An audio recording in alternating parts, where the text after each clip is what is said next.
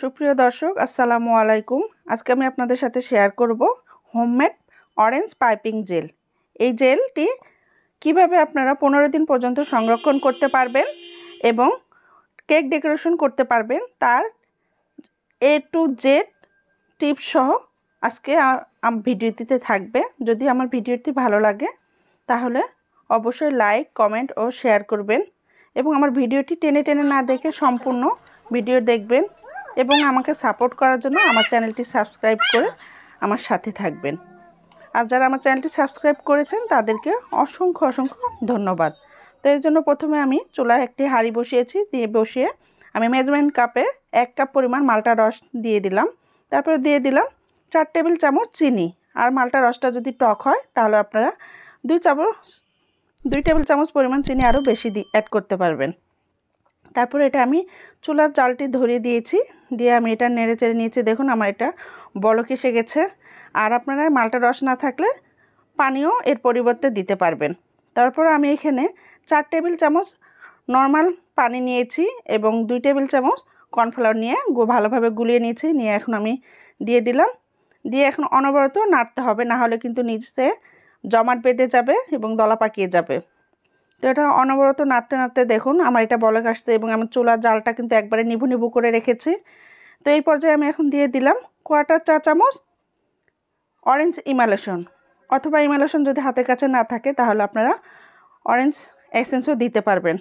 দিয়ে আমি এটা নেড়ে চেড়ে নিয়েছি। তারপরে দিয়ে দিলাম 1 চা চামচ কর্ন সিরাপ। আর এই কর্ন সিরাপটা দিলেই কিন্তু এই পাইপিং জেলটি 15 দিন পর্যন্ত আপনারা নর্মাল ফ্রিজে রেখে সংরক্ষণ করতে পারবেন। আর যদি কর্ন সিরাপটা না থাকে তাহলে আপনারা এমনিতেও তৈরি করতে পারবেন, তবে সঙ্গে সঙ্গে আপনাদের এটা ইউজ করে ফেলতে হবে কেকে। এটা ফ্রিজে বা রুম টেম্পারেচারে রাখলে কোনো কাজেই আসবে না। তো এই একই জেল দিয়ে আমি কেক ডেকোরেশন করে দেখাবো। দেখুন, আর কর্ন সিরাপ দিলে কিন্তু জেলটি চকচক করে গ্লেজ আসে। তো এখন আমি আগে থেকেই কেক আমি বানিয়ে রেখেছিলাম 1 পাউন্ডের। তো আমি কেকটি এখন নিয়েছি একটি বোর্ডের উপরে, একটু ক্রিম দিয়ে দিলাম। আর আমার এই ক্রিমটি আমার চ্যানেলে দেওয়া আছে, আপনারা চাইলে দেখে নিতে পারেন। ভিভো হুইপ ক্রিম, আমি 1 কাপ হুইপ ক্রিম এবং নিয়ে আমি এটা ক্রিম তৈরি করে নিয়েছি। আপনারা চাইলে আমি লিংক দিয়ে দিব। তো এখন আমি সুগার সিরাপ করে নিচ্ছি কেকটি। আর সুগার সিরাপ হচ্ছে সমপরিমাণ চিনি এবং সমপরিমাণ পানি দিয়ে তারপর সুগার সিরাপ করে নিলাম আমি প্রথম স্লাইসটা। আর আমি কেকটা 2 লেয়ারের করেছি। তো করে এখন আমি দিয়ে দিলাম ক্রিমটা উপরের সারফেসে দিয়ে এখন আমি উপর দিয়ে জেলটি দিয়ে দিলাম। এতে করে হবে কি একটা অসাধারণ একটা টেস্ট পাবেন। তারপর আমি এখন দিয়ে দিলাম দ্বিতীয় লেয়ারটি, দিয়ে এখন আবারও সেই আগের মতোই আমি সিরাপ দিয়ে নিচ্ছি।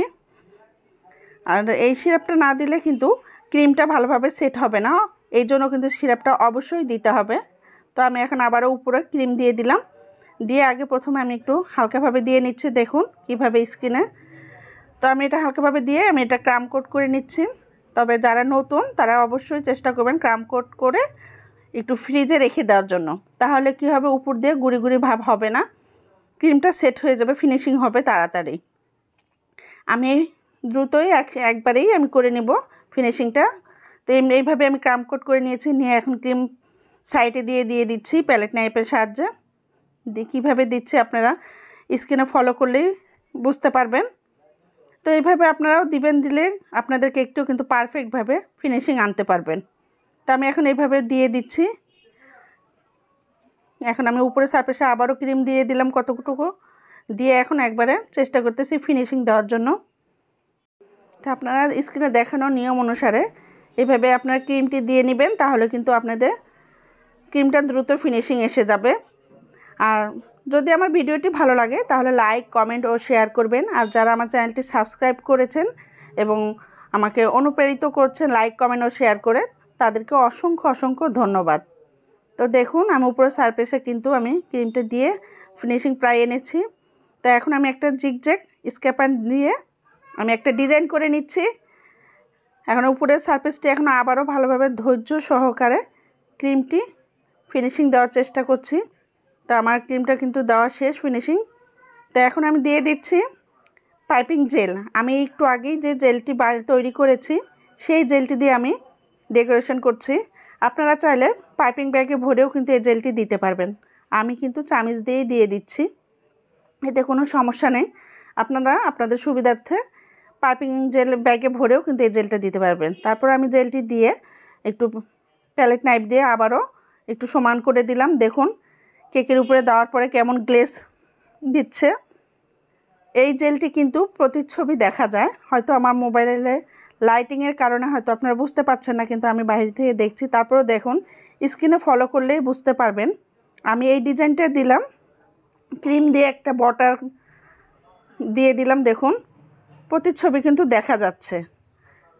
তো দেখুন, যদি ভালো লাগে অবশ্যই আপনারা বাসায় ট্রাই করবেন এবং আপনাদের কেকটি কেমন হলো আমাকে কমেন্ট করে জানাবেন। ভালো থাকবেন, সুস্থ থাকবেন, আমার জন্য দোয়া করবেন। আল্লাহ হাফেজ।